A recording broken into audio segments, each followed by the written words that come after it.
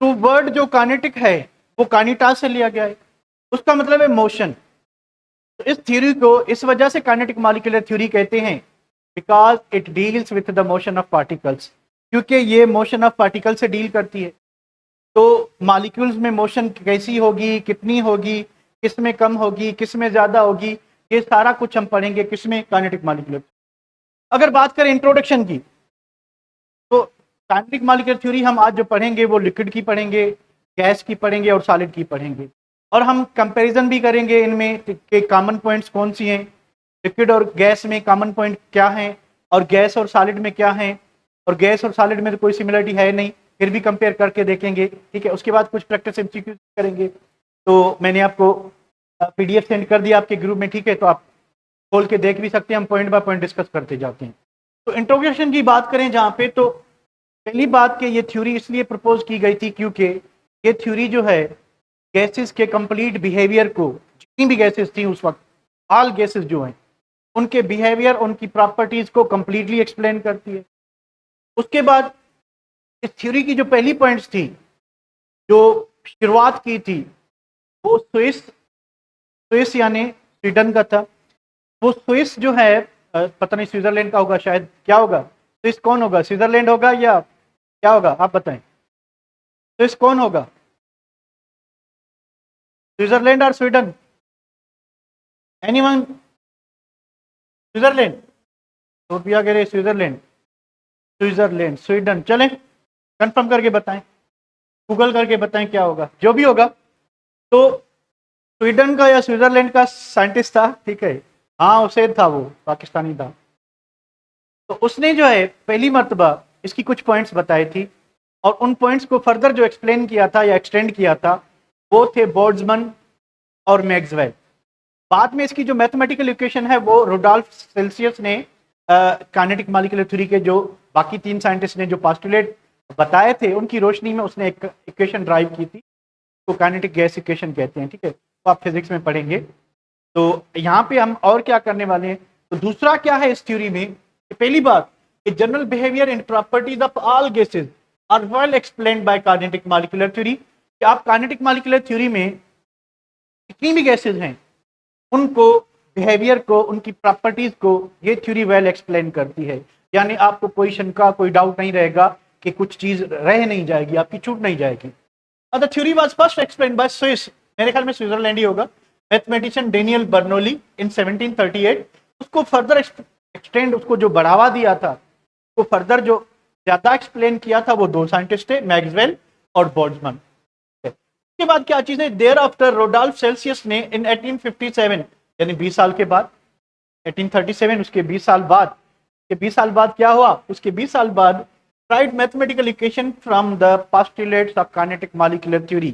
ये kinetic molecular theory के जितने भी पोस्टुलेट्स इन्होंने एक्सप्लेन किए थे उसकी रोशनी में, ठीक है, इसने क्या किया कि मोबाइल जलाया, वहां से बत्ती जलाई, उसकी रोशनी में काइनेटिक मॉलिक्यूलर थ्योरी पे रखी। उसके बाद क्या किया कि मैथमेटिकल इक्वेशन निकला। उसके बाद स्विट्जरलैंड है, ठीक है, अच्छी बात है भाई। उसके बाद इसने क्या देखा कि मैथमेटिकल इक्वेशन निकल आई जब इसने मोबाइल से टॉर्च जलाई थी 1758 में, सॉरी 1857 में, ठीक है, उस वक्त। अच्छा, basically this theory was propose for ideal gases, की शुरुआत जो हुई थी ये थ्योरी आइडियल गैसेस को एक्सप्लेन करने के लिए हुई थी, क्योंकि इस थ्योरी में जितनी भी पॉइंट्स हैं वो सारी पॉइंट्स आइडियल गैसेस को एक्सप्लेन करने के लिए थी। बाद में पता चला कि थ्योरी की कुछ पॉइंट्स जो हैं वो फॉल्टी थी, उनमें डिफेक्ट मौजूद था।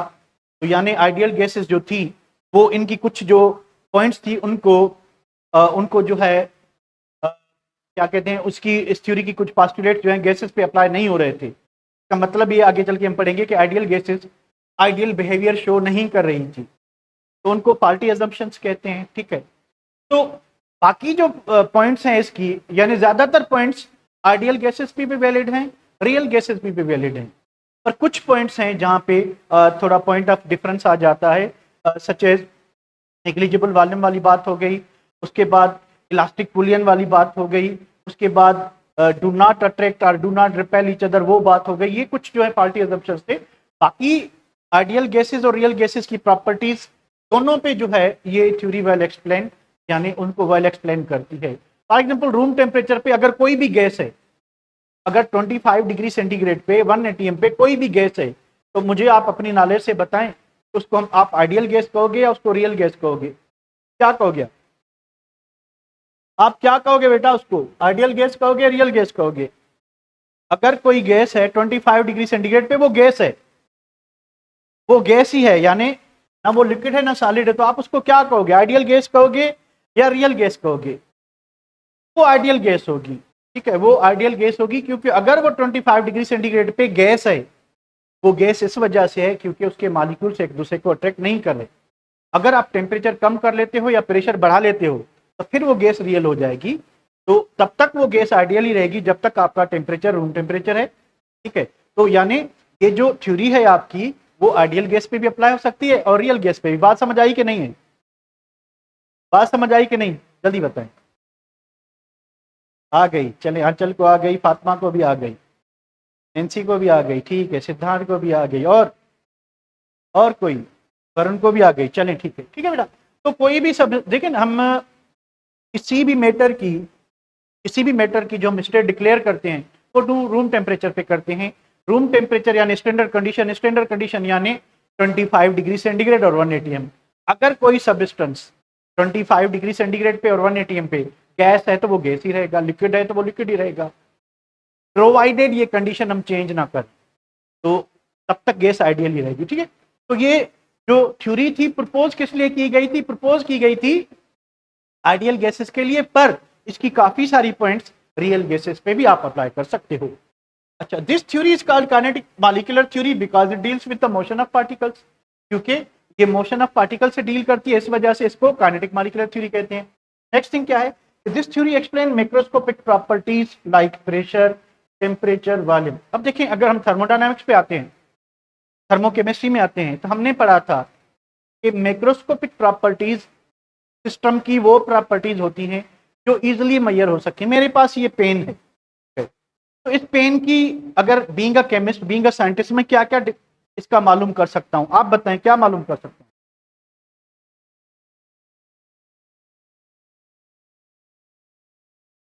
भाई मैं इसका वेट मालूम कर सकता हूं, मैं इसका वॉल्यूम मालूम कर सकता हूं, मैं इसको पिघला के इसकी मेल्टिंग पॉइंट मालूम कर सकता हूं, ठीक है, मैं इसका इस पे थर्मामीटर रख के टेम्परेचर मालूम कर सकता हूं, मैं इसका प्रेशर मालूम कर सकता हूं। काफी चीजें हैं जो मैं इसकी इजीली मेजर कर सकता हूं। तो जो सिस्टम की इजीली मेजरेबल प्रॉपर्टीज हैं उनको मैक्रोस्कोपिक प्रॉपर्टीज कहा जाता है। तो काइनेटिक मॉलिक्यूलर थ्योरी यूज करके आप कुछ मैक्रोस्कोपिक प्रॉपर्टीज क्या कर सकते हो? मालूम कर सकते हो गैस की। कौन सी? भाई पहली है प्रेशर। अब हमने पढ़ा है काइनेटिक मॉलिक्यूलर थ्योरी बताती है कि गैस को प्रेशर क्यों होता है? Collision of gas molecules, due to collision of gas molecules with the walls of container. Gas को टेम्परेचर क्यों होता है, या टेम्परेचर से क्या होता है गैसेस को? भाई जब आप gases are highly sensitive to temperature, तो थोड़ा भी टेम्परेचर चेंज करेंगे तो गैस के वॉल्यूम में सडन चेंज आएगी। तो वॉल्यूम भी जो है, ठीक है, आप गैसेस का वॉल्यूम बता सकते हो कि गैस को कोई वॉल्यूम नहीं होता, तो गैस को जितना अवेलेबल स्पेस होगा वो सारा ऑक्यूपाई करेंगी। तो ये तीन प्रॉपर्टीज गैसेस की ऐसी हैं, मैक्रोस्कोपिक प्रॉपर्टीज, जिनको काइनेटिक मॉलिक्यूलर थ्योरी बिल्कुल आसानी से एक्सप्लेन कर सकती है, बिल्कुल आसानी से एक्सप्लेन कर सकती है। ये चीज क्लियर है बेटा? तो फिर मैं ट्रांसपोर्टिव प्रॉपर्टीज पे आऊं कि ये क्या होती है। यहां तक क्लियर है? नेक्स्ट चीज है कि transportive property and also transport properties और ट्रांसपोर्टिव प्रॉपर्टीज। देखिए ऐसी प्रॉपर्टी इनमें पार्टिकल्स मूव करें from one medium to another medium. अब डिफ्यूजन का एग्जांपल ले लें, दूसरे एग्जांपल को छोड़ते हैं। जैसे ऑस्मोटिक प्रेशर होता है, ठीक है, विस्कोसिटी है और सरफेस टेंशन, ये लिक्विड की प्रॉपर्टीज हैं। गैसेज में भी होती है विस्कोसिटी, ठीक है। तो गैस मॉलिक्यूल को कौन सी गैस कितना जल्दी मूव करेगी, तो फ्लो कितना जल्दी करेगी, क्योंकि गैस भी फ्लूइड होता है, लिक्विड भी फ्लो होता है, तो फ्लो ऑफ लिक्विड और गैस को विस्कोसिटी कहेंगे, ठीक है। अब आपको इजीली जो समझ आएगी वो डिफ्यूजन। अब डिफ्यूजन में क्या होता है? डिफ्यूजन में एक गैस फैल के दूसरी गैस में मिक्स होती है या स्प्रेड होती है एक मीडियम से दूसरे मीडियम में। तो ये जो प्रॉपर्टी है, जो मोशन के थ्रू हो या मूवमेंट ऑफ पार्टिकल हो from one medium to another medium, या ट्रांसपोर्ट हो एक सब्सटेंस दूसरे सब्सटेंस, इसको ट्रांसपोर्ट प्रॉपर्टीज कहते हैं। ये इसमें डिफ्यूजन आ गया, विस्कोसिटी आ गई, फ्लूइडिटी आ गई। इनको भी जो है kinetic molecular theory well explain करिए। कैसे कर रही है? डिफ्यूजन की बात करें तो आप क्या कहेंगे? गैस मॉलिक्यूल का डिफ्यूजन कम होता है या ज्यादा होता है? गैस मॉलिक्यूल का रेट ऑफ डिफ्यूजन कम होता है या ज्यादा होता है? क्या होता है? क्यों ज्यादा होता है? काइनेटिक मॉलिक्यूलर थ्योरी बता रही है डिफ्यूजन के लिए दो चीजें चाहिए, एक तो डेंसिटी कम हो जो गैसेज में होती है, दूसरा फ्री स्पेस ज्यादा हो, इसी वजह से डेंसिटी कम होती है, तीसरी क्या चीज है? तीसरा मॉलिक्यूलर वेलोसिटी ज्यादा हो, काइनेटिक एनर्जी ज्यादा हो, वो जो भी गैस में क्या होती है, ज्यादा होती है। तो इसकी वजह से gases easily from one medium to other medium क्या करेंगी? ट्रैवल करेंगे। ठीक है बेटा? ठीक है, क्लियर है? बढ़े आगे, बढ़े आगे। ओके, इसको मैं सेव करता हूं। उसके बाद है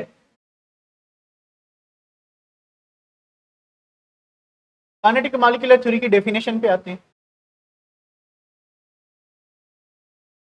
डेफिनेशन ऑफ काइनेटिक मॉलिक्यूलर, ठीक है? काइनेटिक मॉलिक्यूलर थ्योरी क्या बताती है? काइनेटिक मॉलिक्यूलर थ्योरी एक्सप्लेन और deals with four things. Number one, motion of particles. अब वर्ड काइनेटिक का मतलब ही मोशन है, ठीक है? तो मोशन ऑफ पार्टिकल्स का कैसे पता चलेगा कि भाई, अब देखें, अगर हमें किसी स्टेट की मोशन का पता है, ठीक है, तो हम क्लियरली बता सकते हैं कि हमारे पास कौन सा सबस्टेंस। उसके बाद अरेंजमेंट ऑफ पार्टिकल्स। अगर आपके पास ये दो चीजें हैं, तो जो तीन स्टेट है मैटर की, गैस, लिक्विड, सॉलिड, इनमें जो बेसिक डिफरेंस है वो यही है, इनकी मोशन ऑफ पार्टिकल्स में और अरेंजमेंट ऑफ पार्टिकल्स में। अगर मोशन ज्यादा है, अगर मोशन ज्यादा है, ठीक है, मोशन फास्ट है, ठीक है, और प्रॉपर्टीज, अब अगर ये तीन चीजें आपको पता हैं तो आप इजीली बता सकते हो कि मैटर किस स्टेट में एग्जिस्ट करेगा। मैटर किस स्टेट में एग्जिस्ट करेगा ये डिपेंड करता है, ये डिपेंड करता है कि मोशन ऑफ पार्टिकल क्या है, ये डिपेंड करता है अरेंजमेंट ऑफ पार्टिकल कैसी है, ये डिपेंड करता है कि उनकी प्रॉपर्टीज कैसी हैं। कुछ गैस वर्क करते हैं, आए तो भाई क्रॉस क्रॉस मैच करते हैं। हमारे पास है गैस, गैस है, लिक्विड है एंड सॉलिड है। कुछ प्रॉपर्टीज लिखते हैं और बताते हैं। भाई सब्सटेंस, एक सब्सटेंस है हमारे पास, इसकी कौन कौन सी प्रॉपर्टीज हैं? इसकी प्रॉपर्टीज हैं तो डेंसिटी, उसके बाद fast rate of diffusion, diffusion का रेट फास्ट है, उसके बाद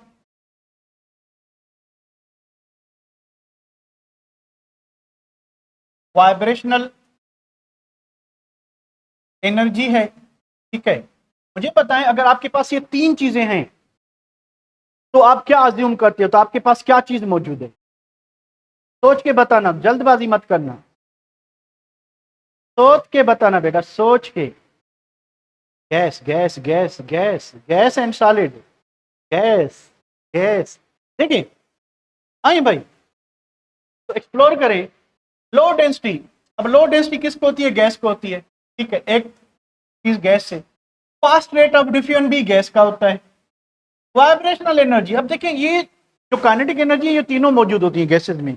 अगर आपके पास मोनोएटॉमिक गैस है उसमें खाली ट्रांसलेशनल एनर्जी होगी। अगर आपके पास मोनोएटॉमिक गैस है तो उसके पास खाली ट्रांसलेशनल एनर्जी होगी। अगर आपके पास डायटोमिक और पॉलीएटॉमिक गैस है तो फिर उसमें वाइब्रेशनल एनर्जी भी हो सकती है, उसमें रोटेशनल भी हो सकती है, उसमें ट्रांसलेशनल भी हो सकती है। वाइब्रेशनल कैसे होगी? कौन मुझे समझाएगा? वाइब्रेशनल एनर्जी गैस में कहां से आई? वाइब्रेशनल एनर्जी गैस में कहां से आई? कौन बताएगा? Anyone among you? नहीं, कुलियन की वजह से तो नहीं। नो नो नो, ठीक है। एग्जांपल ले ले भाई, हमारे पास ऑक्सीजन मॉलिक्यूल है, तो ऑक्सीजन मॉलिक्यूल में डबल कोवेलेंट बॉन्ड तो है ना? डबल कोवेलेंट बॉन्ड है। बॉन्ड डिस्टेंस हम किसको लेते हैं? बॉन्ड डिस्टेंस एक फिक्स डिस्टेंस होता है या एवरेज डिस्टेंस होता है? कौन बताएगा? बॉन्ड डिस्टेंस फिक्स डिस्टेंस होता है या एवरेज होता है? जल्दी बताएं। बॉन्ड डिस्टेंस फिक्स डिस्टेंस होता है या एवरेज होता है? एवरेज होता है। तो एवरेज होता है मतलब डिस्टेंस कम ज्यादा होता है, मतलब डिस्टेंस कम ज्यादा होता है। तो बॉन्डेड मॉलिक्यूल्स जो हैं टू एंड फ्रो मूव करते हैं, इस वजह से हम एवरेज डिस्टेंस लेते हैं। तो वाइब्रेटरी मोशन किसमें होगी? कम से कम डायटोमिक मॉलिक्यूल होना चाहिए या पॉलीएटॉमिक। डायटोमिक या पॉलीएटॉमिक जिसमें ट्रू केमिकल बॉन्ड एग्जिस्ट करता हो। तो जो मोनोएटॉमिक मॉलिक्यूल्स हैं उनमें क्योंकि बॉन्ड नहीं है तो उनमें वाइब्रेशनल मोशन नहीं, उनमें खाली ट्रांसलेशनल मोशन होगी। ये बात समझ आई कि नहीं? कमेंट करें। ये बात समझ आई कि नहीं? चलिए भाई, उसके बाद आगे बढ़ते हैं। आगे बढ़ते हैं, ठीक है। आगे ये है, हमारे पास सेट ऑफ प्रॉपर्टीज है। ये सब्सटेंस ए था, सब्सटेंस बी कि भाई वाइब्रेशनल एनर्जी है,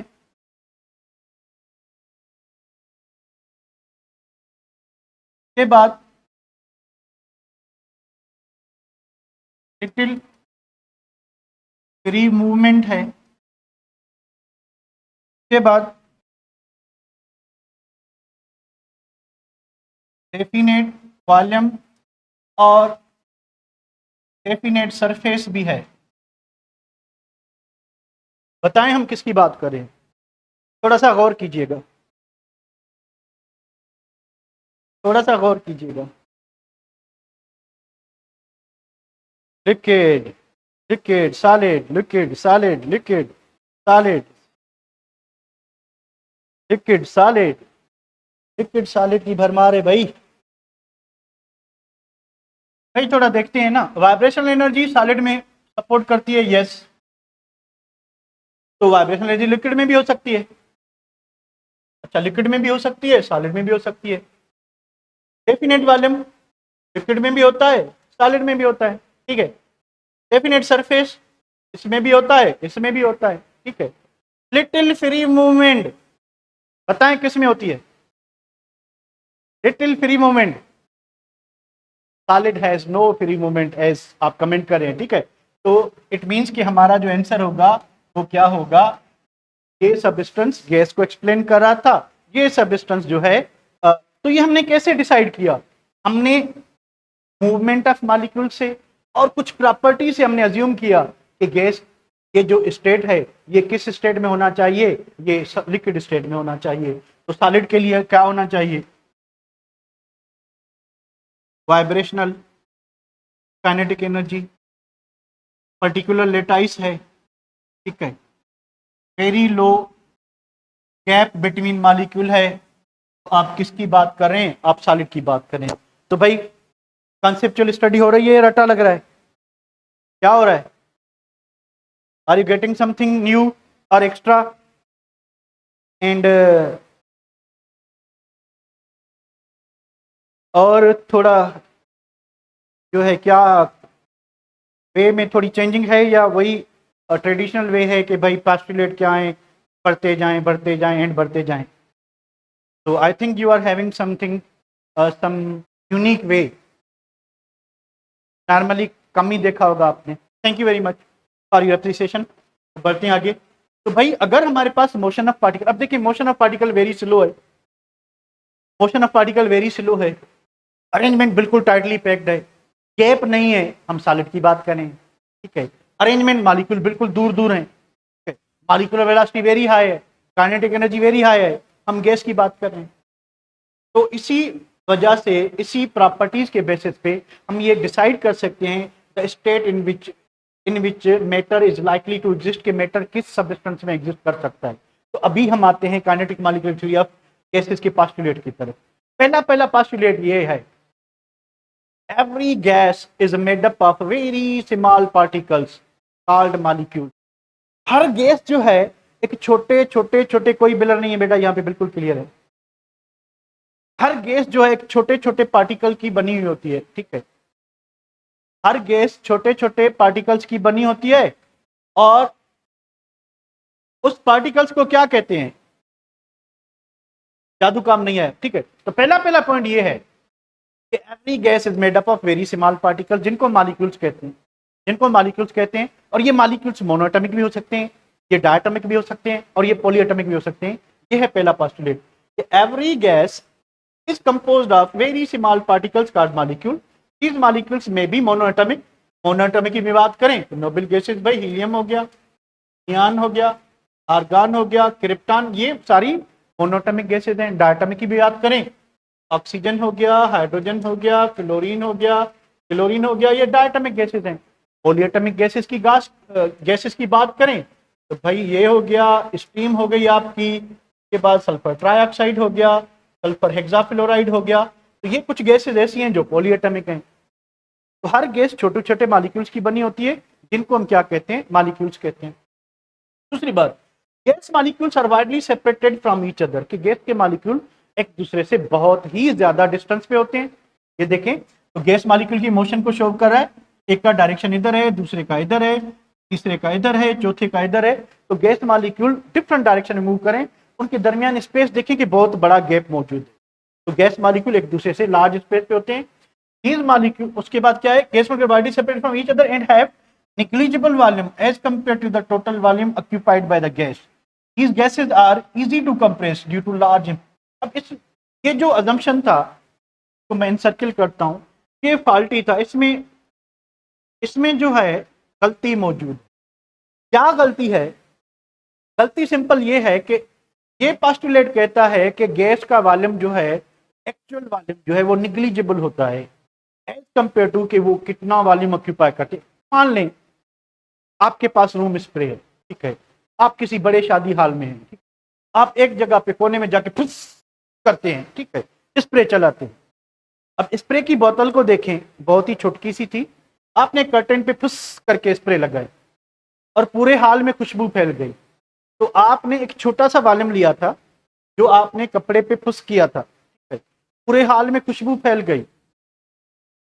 अगर आपने दाल खाई होती तो फिर भी खुशबू फैल जाती, पर किस्सा और होता, ठीक है। तो अभी जो ये खुशबू फैल गई है, तो आप कंपेयर करें कि आपके पास ओरिजिनल वॉल्यूम कितना था, स्प्रे छोटा सा था, पूरे हाल में खुशबू फैल गई है। मतलब क्या हुआ कि गैस ने जो वॉल्यूम ऑक्यूपाई किया है, उसके ओरिजिनल एक्चुअल वॉल्यूम से कंपेयर करें तो वो बहुत ही ज्यादा है। यानी उसका जो एक्चुअल वॉल्यूम है वो बिल्कुल निग्लिजिबल है, ना होने के बराबर है, पर वो जो वॉल्यूम ऑक्यूपाई कर रही है वो बहुत ज्यादा। ये बात समझ आ रही है? ये बात समझ आ रही है या दाल वाली बात समझ आ रही है? ये बात समझ आ रही है? सही है पर गलत था ना। सही तो है पर गलती क्या थी? गलती ये थी कि भाई अगर आप गैस को प्रेशर देते हो, कंप्रेस करते हो, गैस, यानी उनका मतलब ये था कि जब गैस को कंप्रेस करेंगे तो उसका वॉल्यूम बिल्कुल ना होने के बराबर होता है। तो वेंडरवाल ने ये बताया था कि जब हम गैस को कंप्रेस करते हैं तो उसका एक नोटिसेबल वॉल्यूम बच जाता है, उसको फर्दर आप कंप्रेस नहीं कर सकते। यानी गैस का कुछ ना कुछ वॉल्यूम जो है रह जाएगा, यानी गैस के वॉल्यूम को आप निगलेक्ट नहीं कर सकते, क्योंकि वॉल्यूम का जीरो होने का मतलब यही है कि मास डिस्ट्रॉय हो जाए तभी वॉल्यूम जीरो होगा। हमाद और दाल वाला कैसे होगा? हमाद आप दाल खा लो, उसके बाद खुद ब खुद रिएक्शन हो जाएगा, कोई बात नहीं, रिएक्शन खुद होता है। आप बस ऐसा करो कि दाल आज पकाओ, ठीक है, फ्रिज में ना रखो, 2 दिन ऊपर रखो फ्रिज के, उसके बाद खा लेना। लोग किस्सा सुनाएंगे आपका। जिसको समझ आ गई वो हाथ ऊपर करे, जिसको नहीं आई तो कार्टून नेटवर्क देख के अपना बेस पक्का करे। तो हमाद को आ गई, हमाद को खुद को आ गई, अच्छी बात है। अक्षय को आ गई, साहिल को आ गई, एहसान को आ गई, हाथ ऊंचे वाले, संदेश को आ गई, सुगंध को आ गई,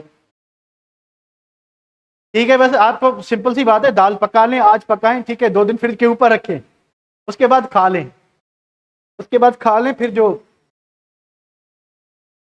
कमाल होगा वो देखा जाएगा। तो दूसरी बात यह है कि गैस के मॉलिक्यूल एक दूसरे से बिल्कुल दूर दूर होते हैं। दूर दूर होने की वजह से, ठीक है, इनका वॉल्यूम निग्लिजिबल कंसीडर होता है, और मॉलिक्यूल ज्यादा दूर होने की वजह से हम इसको एक्सटर्नल सोर्स से प्रेशर देके इजीली कंप्रेस कर सकते हैं। तो गैसेस इस वजह से इजीली कंप्रेस होती हैं क्योंकि उनके मॉलिक्यूल दूर दूर दूर तक फैले होते हैं। तीसरी पॉइंट है कि gas molecule are in constant random motion. Constant motion होती है बट रैंडम। देखिए मॉलिक्यूल का डायरेक्शन, हर किसी का मूव दूसरे डायरेक्शन में, तो ये यानी डिफरेंट डायरेक्शन में क्या करेंगे, टकराते रहेंगे। The average distance between collisions is called mean free path. थोड़ा सा इसको एक्सप्लोर कर कि भाई ये 2 मॉलिक्यूल हैं, ये टकराने के लिए आ रहे हैं, एक दूसरे से टकराने के लिए आ रहे हैं, आए, आने के बाद ये टकराए। टकराने के बाद क्या हुआ कि इन्होंने एक सर्टेन डिस्टेंस ट्रेवल किया। अब ये डिस्टेंस कितना ट्रेवल करेंगे ये तो डिपेंड करता है किस चीज पे, ये डिपेंड करता है कि कितनी जोर से टकराए थे, कितनी जोर से टकराए थे। तो ये जो सिंगल डिस्टेंस है दो मॉलिक्यूल, ये जो सिंगल डिस्टेंस है दो मॉलिक्यूल के बीच में, इसको हम कहेंगे फ्री पाथ। तो हम क्या कहेंगे? Free path. सिंगल डिस्टेंस को हम क्या कहेंगे? Free path. तो मॉलिक्यूल जो गैस का है वो एक मर्तबा क्या टकरा के रुक जाएगा या कंटिन्यूसली कोलाइड करता रहेगा? क्या करेगा? तो गैस का मॉलिक्यूल एक मर्तबा कोलाइड करके बाद आ जाएगा या चलता रहेगा किस्सा? तो मॉलिक्यूल तो टकराते रहेंगे, कोलाइड करते रहेंगे। तो जब मॉलिक्यूल कंटिन्यूसली कोलाइड करेंगे तो एक डिस्टेंस तो नहीं होगा, इस जैसे कई डिस्टेंस मिलेंगे। तो हम क्या लेते हैं? एवरेज डिस्टेंस लेते हैं।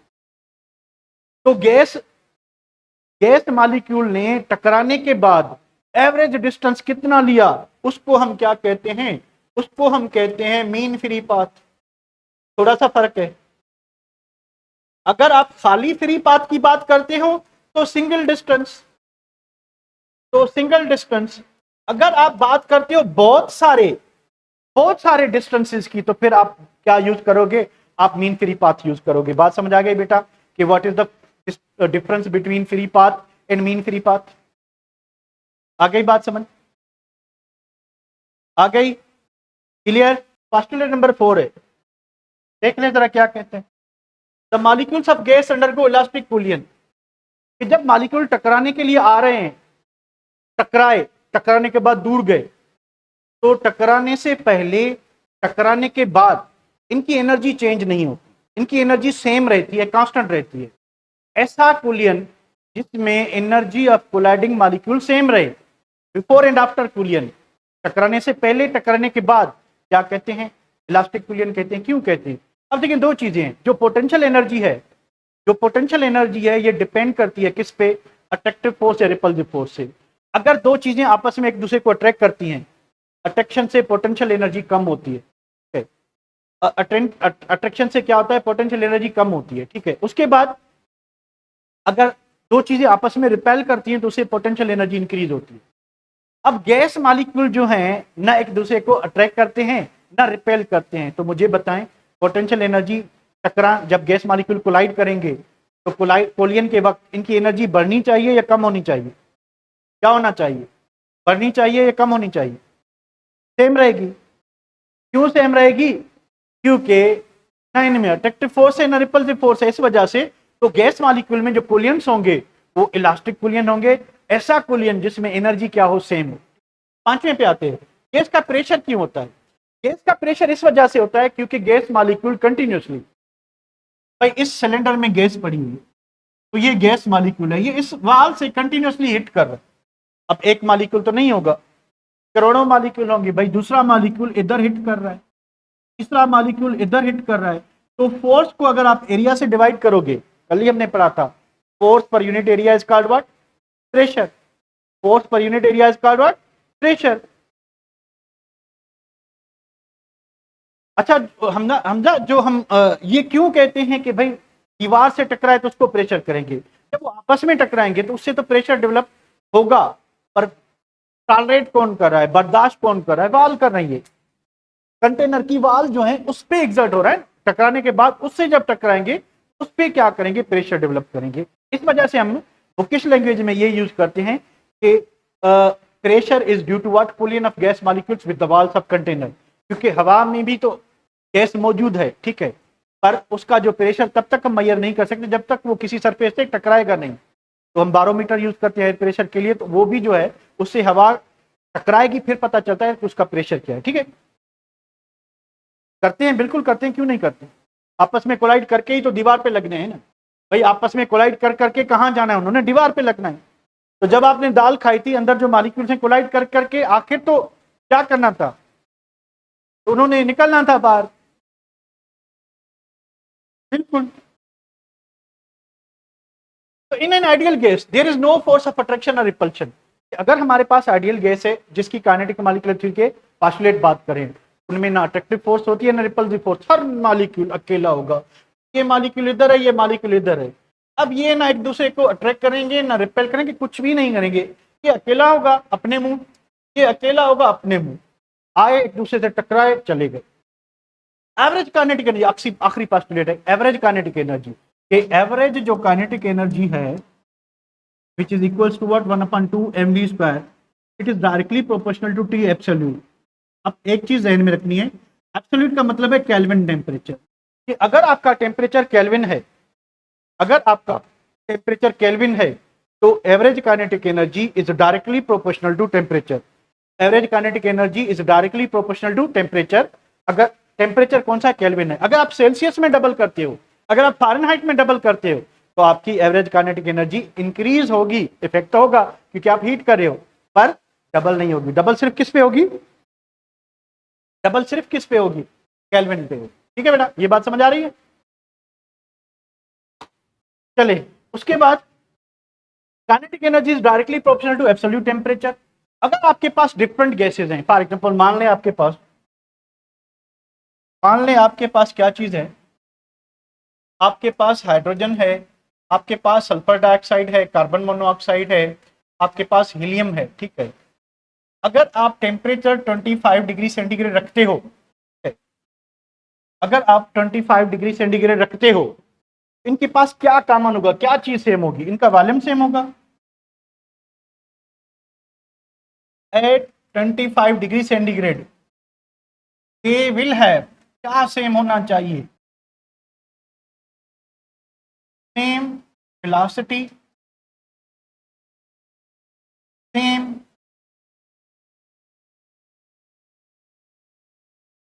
Number of particles, same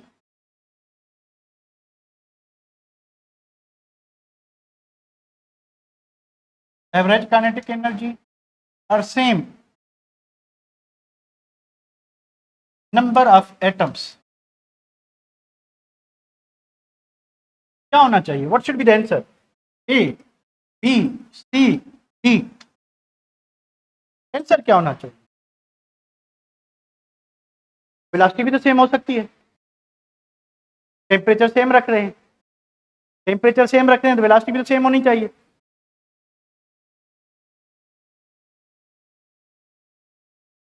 all only C, velocity नहीं। अगर इधर लिखा होता कि same average molecular velocity, same average molecular velocity, तो फिर ये भी सही होता। खाली वेलोसिटी नहीं, खाली काइनेटिक एनर्जी नहीं, एवरेज काइनेटिक एनर्जी सेम होगी। तो अगर आपके पास डिफरेंट गैसेज हैं, अगर आपके पास डिफरेंट गैसेज हैं, उनकी एवरेज काइनेटिक एनर्जी सेम होगी, not kinetic energy. Lighter gases heavier gases की काइनेटिक एनर्जी में फर्क आएगा, पर उनकी एवरेज काइनेटिक एनर्जी क्या होगी, सेम होगी, क्योंकि नंबर ऑफ पार्टिकल सेम होगी।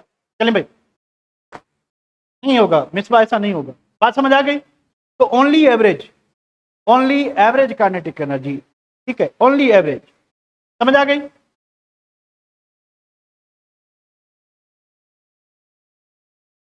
नंबर ऑफ पार्टिकल्स, कहीं हमें मास मिला हुआ है किसी गैस का या मोल्स मिले हुए हैं, हमें क्या पता, किसकी कितनी अमाउंट है, तो वो तो हो ही नहीं सकता ना। तो मोल्स वगैरह तभी सेम होंगे ना, पार्टिकल्स तभी सेम होंगे जब क्या होगा कि जब नंबर ऑफ जब आपको मोल्स गिवन होंगे ना। ठीक है, तो यहां तक आपकी खत्म होती है kinetic molecular theory of gases. इसको मैं सेव करता हूं। तो डिफरेंट गैसेस को डिफरेंट काइनेटिक एनर्जीज होंगी, डिफरेंट गैसेस को सेम एवरेज काइनेटिक एनर्जी होगी, सेम मॉलिक्यूलर वेलोसिटी होगी, अगर डिफरेंट गैसेस का टेम्परेचर सेम होगा। अगर टेम्परेचर डिफरेंट होगा तो हर चीज डिफरेंट। तो kinetic theory, molecular theory for liquids क्या कहती है, लिक्विड्स के लिए कहती है काइनेटिक मॉलिक्यूलर थ्योरी कि लिक्विड पार्टिकल्स भी गैसेस की तरह फ्री मूव करते हैं। Particles of liquid like gases are fairly randomly arranged and constitute of clusters. अब फर्क क्या है कि गैस मॉलिक्यूल बिल्कुल अकेला था, पर लिक्विड के मॉलिक्यूल में इंटरमॉलिक्यूलर फोर्स होती है, वीक फोर्स होती है, और वो अकेले नहीं होते, वो ग्रुप की फॉर्म में होते, वो अकेले नहीं होते, वो ग्रुप की फॉर्म में होते हैं, क्लस्टर की फॉर्म में होते हैं, लाखों करोड़ों मॉलिक्यूल एक दूसरे से बंधे हुए होते हैं। तो they exist in the form of cluster in which they are very close to each other, यानी एक दूसरे के नजदीक होंगे और एक दूसरे से चिपके हुए होंगे। And they have week attractive forces, इनके दरमियान जब ये एक दूसरे के साथ तभी होंगे ना जब एक दूसरे को क्या करेंगे, अट्रैक्ट करेंगे। अट्रैक्ट किया उन्होंने, these attractive forces and close packing of particles in liquid make them fixed volume और डेफिनेट वॉल्यूम। कि यही वीक अट्रैक्टिव फोर्सेज हैं, यही जो इनकी क्लोज पैकिंग एक दूसरे के नजदीक हैं, इसी की वजह से लिक्विड को डेफिनेट वॉल्यूम होता है। पर नोट करें कि लिक्विड में डेफिनेट अट्रैक्टिव फोर्स है, पर गैसेस की तरह इनके मॉलिक्यूल मूव भी करते हैं। इस मूवमेंट की वजह से लिक्विड को क्या होगा, शेप होगा कि नहीं होगा, डेफिनेट शेप होगा कि नहीं होगा। तो what is the cause behind lack of shape in liquid is what, कि इनके पास मॉलिक्यूल फ्रीली मूव करते हैं। The liquid molecules are in constant random motion like gases but their motion is much more restricted. इसका मतलब क्या हुआ कि बिल्कुल गैस की तरह मूव करते हैं रैंडमली इधर एंड उधर, पर इनकी मोशन इतनी आजाद नहीं है, इतनी फ्री नहीं है, इतनी तेज नहीं है जितनी के किस में होती है, गैसेस। तो इनकी जो मोशन है, इनकी मोशन क्या होती है, स्लो होती है, फास्ट होती है, इनकी मोशन स्लो होती है। Still they move freely in the form of groups, कि ये अकेले नहीं, शेर अकेला घूमता है, गैसेस शेर होती हैं अकेले घूमते हैं, ठीक है, ये ग्रुप बना के घूमते हैं, गीदड़ होती है। नेक्स्ट क्या है, since particles of liquid are fairly free to move, ये आजाद एक जगह से दूसरी जगह घूम सकते हैं, from one place to another place. Hence मुर्गियां, हेंस मुर्गियां, क्या होगा, liquids do not have their own shape, they adopt the shape of container. अगर मान लें आपके पास लिक्विड इसमें पड़ा हुआ, आपने इसको इसमें ट्रेवल कर दिया, आपने लिक्विड को उठा के इधर शिफ्ट कर दिया, क्या चेंज हुआ, वॉल्यूम चेंज हुआ। क्या चेंज हुआ, वॉल्यूम चेंज हुआ, शेप चेंज हुआ, नंबर ऑफ पार्टिकल्स चेंज हुए। क्या चेंज हुआ, शेप चेंज होगा, क्योंकि इनका अपना शेप नहीं है। तो जैसे ही हम यहां से इसमें डालेंगे तो लिक्विड उसका शेप अडॉप्ट कर लेगा। और ये सारा कुछ क्यों हो रहा है, क्योंकि लिक्विड के मॉलिक्यूल फ्रीली मूव कर सकते हैं, लिक्विड के मॉलिक्यूल फ्रीली मूव कर सकते हैं, इस वजह से इसका अपना शेप नहीं होगा। क्लियर है। उसके बाद क्या है, अनलाइक गैसेज, अच्छा, the cooling of gas, the cooling of liquid molecule is more frequent, यानी गैस मॉलिक्यूल क्योंकि दूर दूर होते हैं तो उनके टकराने के चांसेस कम होते हैं, पर ये मॉलिक्यूल नजदीक है और मूव कर रहे हैं, तो फ्रीक्वेंट कूलिंग किस में होगी, लिक्विड में होगी। और इनमें ब्राउनियन मूवमेंट होती है, ब्राउनियन मूवमेंट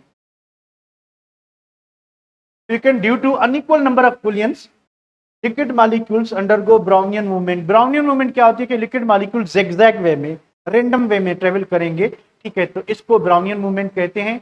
और ये रॉबर्ट ब्राउन ने कैसे डिस्कवर की थी बेटा, उसने पोलन ग्रेन, सनफ्लावर प्लांट से पोलन ग्रेन लिए, पानी में डाल दिए, उसने देखा जब पोलन ग्रेन बाहर थे तो वो एक जगह पे खड़े हुए थे, जब उसने पानी में डाले तो पोलन ग्रेन्स इधर उधर मूव कर रहे थे। तो ये क्यों मूव कर रहे थे, क्योंकि मूविंग लिक्विड मॉलिक्यूल जब उनसे कोलाइड कर रहे थे, धक्का दे रहे थे, तो वो भी रेंडमली मूव कर रहे थे।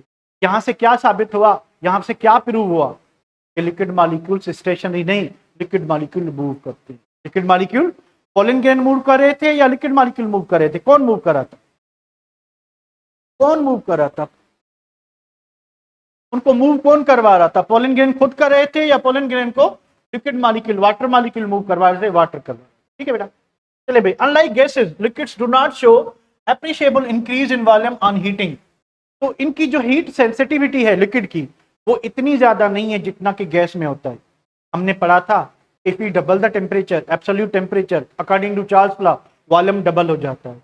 पर अगर आप किसी लिक्विड का एब्सोल्यूट टेम्परेचर डबल करते हो पे इतना ज्यादा इफेक्ट नहीं होगा, थोड़ी सी एक्सपेंशन होगी, इतनी ज्यादा नहीं होगी जितनी किस में होती है, गैस में। अगर आप टेम्परेचर क्या करते हो, अगर आप टेम्परेचर कम करते हो, ठीक है, अगर आप टेम्परेचर कम करते हो तो गैस का वॉल्यूम आधा हो जाता है, हाफ करते हो तो आधा हो जाता है। अगर ऐसा होता तो मैं 10 दिन फ्रिज में बैठ जाता, मेरा पानी कम हो जाता, 70% वाटर है, मेरा वेट रिड्यूस हो जाता, वेट क्या हो जाता, रिड्यूस हो जाता, फिर तो हमारे जैसे बंदे आपको दिखाई नहीं देते। और अगर आपको वेट गेन करना होता तो आप माइक्रोवेव ओवन में बैठ जाते, ठीक है, और फट जाते। लास्ट पॉइंट है लिक्विड के लिए, liquid molecules are much more difficult to compress than gases, क्योंकि लिक्विड मॉलिक्यूल अकेले नहीं होते, ग्रुप की फॉर्म में होते हैं और ये एक दूसरे के क्लोज होते हैं। क्लोज होने की वजह से इनके दरमियान फ्री स्पेस कम होता है, तो आप इनको इतना कंप्रेस नहीं कर सकते, इतना इजी कंप्रेस नहीं कर सकते जितना कि गैस को कर सकते हैं। Any problem there? Any problem? Hamza तो जो ओवन में बैठना पड़ेगा भाई। Any problem? No problem. चलें, ऑल क्लियर? जुएं लिखें सब मर गई। चले भाई, जुएं लिखें सब मर गई। तो आखिरी सॉलिड की 2-3 पॉइंट्स हैं वो करते हैं और सर अयाज का वेट करते हैं। KMT, the particles of solids are closely packed so that the forces of attraction between particles solid are very strong। कि solid particle में very strong और close packing होती है। मान लेंगे ये solid है, मान लीजिए solid है, बिल्कुल स्पेस दिखाई नहीं दे रहा, पार्टिकल्स बिल्कुल क्लोज हैं। क्लोज होने की वजह से फ्री स्पेस ना होने की वजह से ये मॉलिक्यूल इधर उधर मूव नहीं कर सकते। हाँ, इनमें मीन पोजीशन पे टू एंड फ्रो मूवमेंट हो सकती है, जिसको हम क्या कहते हैं, वाइब्रेशनल मोशन। इनमें वाइब्रेशनल काइनेटिक एनर्जी होती है खाली, और वेरी स्ट्रांग अट्रैक्टिव फोर्स होने की वजह से फ्री स्पेस कम होता है, तो इनमें रेट ऑफ डिफ्यूजन कम होगा। इनकी कंप्रेसिबिलिटी ऑलमोस्ट, बुक कहता है कि दे आर इनकम्प्रेसिबल, यानी इनको आप बिल्कुल कंप्रेस नहीं कर सकते। अगर आपकी अप्लाइड फोर्स इनकी कोई फोर्स से ज्यादा है तो सॉलिड कौन सी प्रॉपर्टी शो करेंगे, डिफॉर्मिटी। सॉलिड कौन सी प्रॉपर्टी शो करेंगे, डिफॉर्मिटी, यानी ये टूट जाएंगे पर कंप्रेस नहीं होंगे। ये टूट जाएंगे पर कंप्रेस नहीं होंगे। We are talking about crystalline solid. अभी आप अगर फॉर्म की बात करते हो, फॉर्म पे तो फॉर्म बैठ जाता है, कंप्रेस हो जाता है भाई। वो आर्टिफिशियल डिजाइन मटेरियल है, उसमें गैप्स होते हैं, उस गैप्स में एयर जाती है, जब आप उस पर बैठते हो तो वो एयर कंप्रेस होती है, ठीक है। तो वो एक एक्सेप्शनल केसेस है, पर जनरल बात करें तो सॉलिड इनकम्प्रेसिबल होते हैं, वो टूट जाते हैं पर कंप्रेस नहीं होते। बात समझ आ गई? Due to close packing, particles are strong forces of attraction. Solid particles do not move free, या they are not free to move। ये एक जगह से दूसरी जगह रेंडमली मूव नहीं कर सकते। In solids particles are arranged in fixed pattern, यानी लेटाइस की फॉर्म एग्जिस्ट करते हैं। They form a lattice of vibrating masses, this makes solid have definite shape. इसी वजह से सॉलिड में क्या होता है, डेफिनेट शेप। अब देखें, हमने पढ़ा था कि वॉल्यूम होने के लिए इंटरमॉलिक्यूलर फोर्स होने का जरूरी है। इंटरमॉलिक्यूलर फोर्स गैसेस में नहीं थी तो उनको वॉल्यूम नहीं था, लिक्विड में थी तो उनको वॉल्यूम था, सॉलिड में है तो इनको भी वॉल्यूम है। अगर फोर्स वेरी स्ट्रांग होगी तो पार्टिकल्स टाइटली बाउंड होंगे। अगर पार्टिकल्स टाइटली बाउंड होंगे तो एक जगह से दूसरी जगह मूव नहीं कर सकें तो वो सॉलिड हो जाएगा। All clear? All clear? तो हम एमसीक्यूज कर लें। पहला एमसीक्यूज है आपकी स्क्रीन पे, जो हमने आज पढ़ा उसकी बेसिस पे बताएं पहले का आंसर क्या होगा। फर्स्ट का आंसर क्या होगा, कौन बताएगा? What should B that? KMT for plasma जब आई मैं आपको बता दूंगा। इसका आंसर क्या होगा? हर्ष सी, कशिश सी, सुरक्षा सी। देखिए, सिलेक्ट मैक्रोस्कोपिक प्रॉपर्टीज हमने अभी पढ़ा था कि प्रेशर, टेम्परेचर, वॉल्यूम, ठीक है। ये कौन सी प्रॉपर्टीज हैं? ये हैं आपकी मैक्रो। तो बाकी जो दो रह गई, पॉजिटिव, डिफ्यूजन, ये कौन सी थी? ये ट्रांसपोर्टिव थी, ट्रांसपोर्टिव प्रॉपर्टी। तो आपका आंसर क्या होगा? 1, 3 एंड 4 यानी सी। क्लियर? तो आज पढ़ने के बाद आपको आंसर आ रहा है या वैसे कर जाते? वैसे हो जाता आंसर आज, अगर ना पढ़ते तो। अगर आज ना पढ़ते तो ये हो जाता। ईमान से बताएं, सच्ची बताएं जरा। नहीं होता। देखिए भाई, हमने आपको कहां से कहां पहुंचा दिया।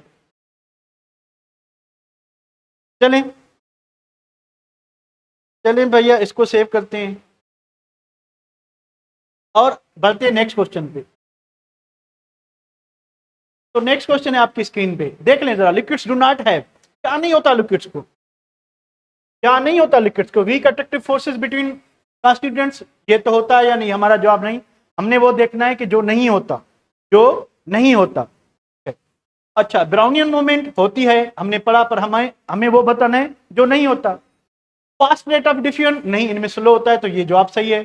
Restricted motion of their particles, नहीं, इनमें रेस्ट्रिक्टेड होती है, ये तो सही है। हमें गलत जवाब ढूंढना था, सी यानी फ्री ओनली। क्लियर? और मुझे अंदाजा है कि आपने ब्राउनियन मूवमेंट वाली बात लिक्विड में भी पहली मर्तबा पढ़ी होगी। वैसे ब्राउनियन मूवमेंट सेपरेट पढ़ा होगा, but with respect to kinetic molecular theory शायद आपने आज पढ़ा होगा, शायद, आई एम नॉट श्योर, वो आपको पता होगा, और मुझे लगता है, एम आई राइट? आयुष ने पढ़ा था, अच्छी बात है भाई। इकरा ने भी पढ़ा था, अच्छी बात है। या नहीं पढ़ा था? मैं सबको यस कर रहा हूं, पढ़ा था, very good very good. Number 3 पे आ जाए और बताएं। I am right, very good. इसको देखें जरा, what is common between gases and liquids? Liquid, gases और लिक्विड्स में क्या कॉमन होता है? बिल्कुल ट्रिकी क्वेश्चन है, बताएं। इतना इजी नहीं है कि आप जल्दी आंसर डिसाइड कर सको, पर बताएं, पढ़ लें। यानी दोनों में क्या चीजें कॉमन है? बोथ है वीक इंटर अट्रैक्टिव फोर्सेस। सही है गलत है? सही है गलत है? ये नंबर 1 सही है गलत है? गलत है, क्योंकि गैसेस में अट्रैक्टिव फोर्सेस नहीं होती। आए भाई, both have constant rate of motion of their particles. बिल्कुल सही है। Both undergo diffusion. बिल्कुल सही है। अब देखें, यहाँ पे स्लो फास्ट नहीं है, सिर्फ ये है कि इनमें रेट ऑफ डिफ्यूजन होता है बिल्कुल। बोथ है कंपेरेबल डेंसिटीज। नहीं, गैसेस की डेंसिटी बिल्कुल लो होती है, गैसेस की डेंसिटी बिल्कुल लो, कंपेरेबल नहीं है। और सॉलिड की गैस लिक्विड की क्या होती है? ज्यादा होती है। Comparable sensitivity to heat. नहीं। अब देखें, अगर आप टेम्परेचर डबल करते हो तो गैस का वॉल्यूम डबल हो जाता है हीट के अगेंस्ट में, टेम्परेचर के अगेंस्ट में। क्या लिक्विड की सेम सेंसिटिविटी होगी? यानी ये दो जो है गलत हैं। तो पहले 3 सही थे। कौन कौन से सही थे भाई? Sorry, 2 and 3। 2 एंड 3 कौन सा? बी। क्लियर? तो कुछ नया सीखने को मिला इसमें, कुछ आपको नया सीखने को मिला। होप सो मिला होगा यार। मान लें, इकरा ने मान लिया, नैंसी ने मान लिया, अक्षय ने मान लिया, महक ने भी मान लिया, जैनब ने भी मान लिया, आंचल ने भी मान लिया। ठीक है, अच्छी बात, थैंक यू, आपने मान लिया भाई। ना मानते फिर भी मैं क्या करता? मैं क्या कर सकता था? कछु भी नहीं। 2 क्वेश्चन रह गए, सिंपल से। Last 2 questions, 4 and 5 on your screen. क्या कहते हो? Select incorrect statement regarding gases. 1 liter of gas can fill 100 liter space of a fridge. सही है गलत है? सही है गलत है? बिल्कुल सही है।